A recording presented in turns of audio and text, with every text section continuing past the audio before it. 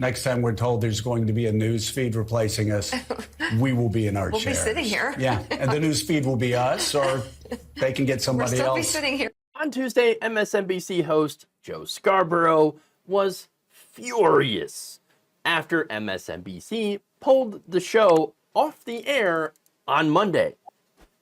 So on Sunday morning, of course, Joe had announced on social media that the show was going to be preempted for a breaking news feed following the assassination attempt on former president and convicted criminal Donald Trump.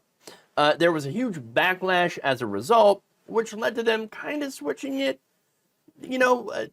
things in the afternoon. And, of course, it was too late for Morning Joe because they're on in the morning. So MSNBC went back to their semi-normal programming, save for, of course, the RNC coverage, which, again, you would expect, right? Now, that said, Joe was pretty frustrated over that. We were told in no uncertain terms on Sunday evening that there was going to be one news feed across all NBC News channels yesterday. That did not happen. We don't know why that didn't happen. Our team was not given a good answer as to why that didn't happen, but it didn't happen. We were also told it was going to happen throughout the day. And I guess after there was such a strong blowback about yesterday morning, I guess they changed their plans. And so those plans changed as well. So it didn't. We've talked about it off the air. We'll talk about it on the air because we talk about everything on the air. We were very surprised. We were very disappointed. And if we had known that there wasn't going to be the one news feed from NBC News across all NBC News channels, Willie, we obviously would have been in yesterday morning. So Joe Scarborough is understandably angry. I get it, right?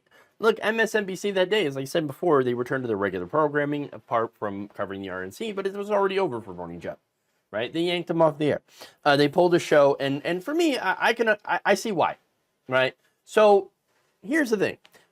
Scarborough, he had called for Joe Biden to step down. Not exactly popular with the MSNBC audience, okay? That was strike number one.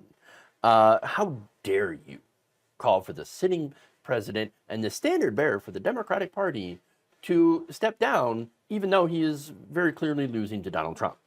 Now, secondly, Joe Scarborough, of course, is a massive Trump critic. Now, wait a minute. Why would that be a problem? Well, the former president nearly got assassinated. And so they wanted to avoid anybody on the panel saying anything that might be too critical of Donald Trump to say that he might be a danger to democracy, which, yes, he is. Him being nearly killed by a Republican does not change that. Does not change any of the facts about Donald Trump, even if a mainstream media was, and the Biden campaign are too afraid to say it now. Okay? Now, that said, an MSNBC spokesperson denied a report from CNN claiming that Joe was taken off the air in order to avoid, in CNN's words, a scenario in which one of the show's stable of 24 plus guests might make an inappropriate comment on live television that could be used to assail the program and network as a whole. Yes. Too worried about, what are the advertisers going to think? What are Republicans going to think if one of the guest hosts says something that's inappropriate or too critical of Donald Trump? I know, it's insane cowardice, right? But here's what a spokesperson said. Given the gravity and complexity of this unfolding story, really? Complexity? A Republican just tried to kill a fellow Republican, the Republican candidate. Pretty simple. Whoa! I know. I just explained it. NBC News, NBC News Now, and MSNBC have remained in rolling breaking news coverage since Saturday evening. The MSNBC spokesperson told the Daily Beast in a statement, "As we continue to cover the story into the week, the networks will continue to cross simulcast, alternating between NBC News Now, and MSNBC reports. So there will be one news feed covering this developing situation." What exactly is developing here? It's not like Donald Trump is currently in the hospital clinging to life. That is something to watch.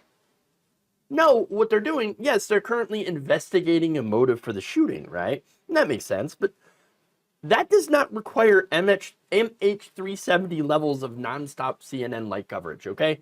It just doesn't, right? I mean, that whole MH370 thing, it was just embarrassing. Like, oh, no, we're watching for the plane watch, and we're going to speculate about black holes because we literally have nothing else to talk about because we're supposed to be talking about this plane for like the next 4 hours. No, it's ridiculous. Report news when it happens. Obviously, if you find a motive, all right. I mean, look, I'm gonna break news right now. Apparently, the alleged, I know they call him alleged shooter, but come on. Outside of his house, there was a bunch of Trump signs. Whoa! Not surprising at all, but there it is. That's actually new reports. So there you go. Hey, MSNBC, did you need to develop, to devote an entire network feed for that? Oh, I'm not buying that explanation, and neither is Scarborough. I mean, my speculation, of course, is CNN reporting was correct. That they were afraid of somebody saying something that could be perceived as inappropriate about Trump during a time where the people in power were urging unity. Now, I say people in power urging unity. Who are the people in power? Billionaires. Yes, the establishment. Unity in the establishment is another word for cave to what Republicans want.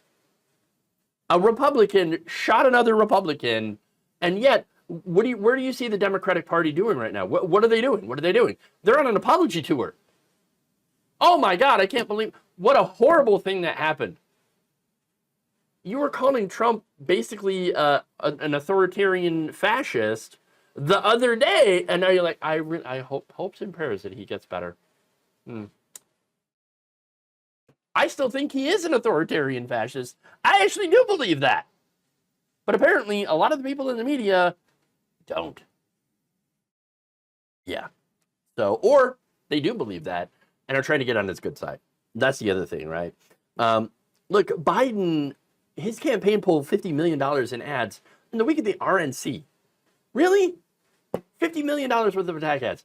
And now they're, and basically now he's going to be focusing on ads where he denounces violence of all kinds, except for against Palestinian kids, you know, in Gaza. But anyway, MSNBC also decides, at least for one day, to pull one of their highest rated Trump critics off the air with no actual real explanation, because their explanation was horseshit.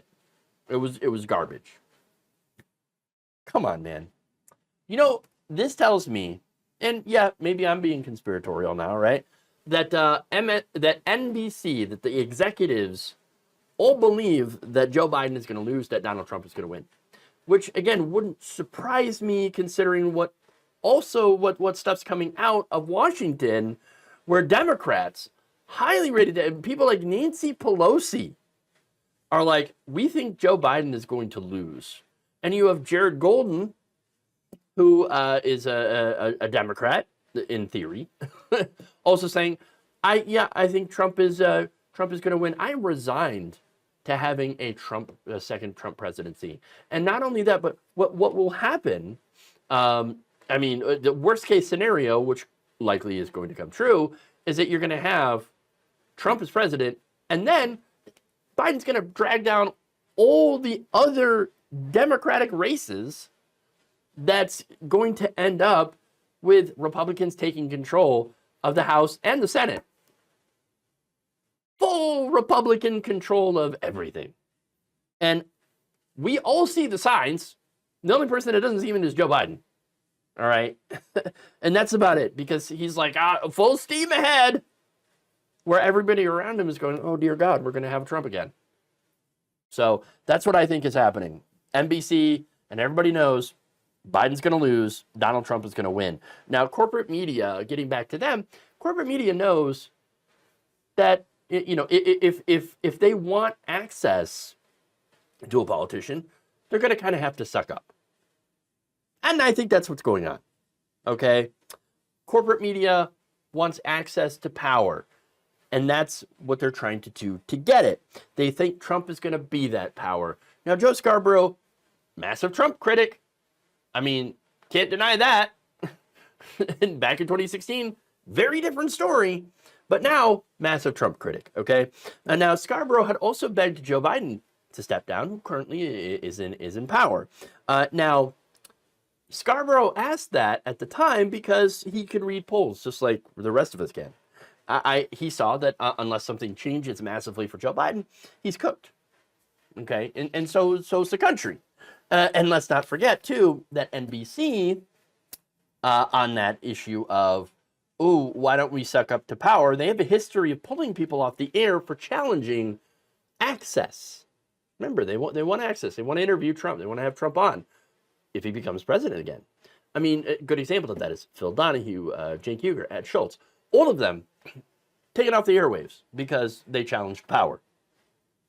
And that made it real hard for the networks to suck up to the people in power, to the establishment. That's why they're establishment media. Doesn't matter who the establishment is.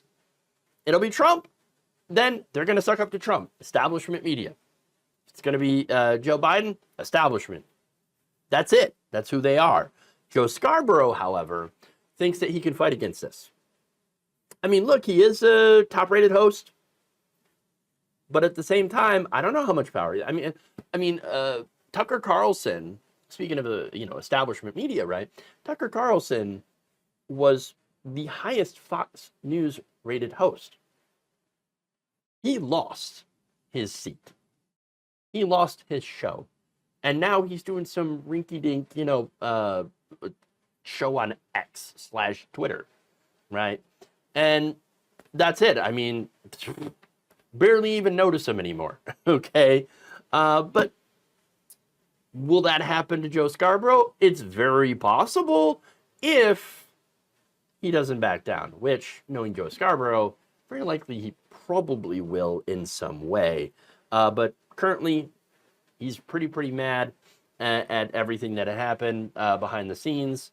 And maybe he'll either get talking to and accept it, or he'll be gone. I guess we'll just have to see how it all shakes out.